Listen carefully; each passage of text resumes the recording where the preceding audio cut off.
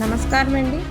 మొన్న దేశవ్యాప్తంగా జరిగిన నీట్ ఎగ్జామ్ పేపర్ లీకేజ్‌కు సంబంధించి ఆప్ పార్టీ నాయకులు మరియు కార్యకర్తలు, విద్యార్థుల సంఘం నాయకులు పరీక్షను రద్దు చేసి మరలా నిర్వహించాలని నిరసన తెలియజేశారు.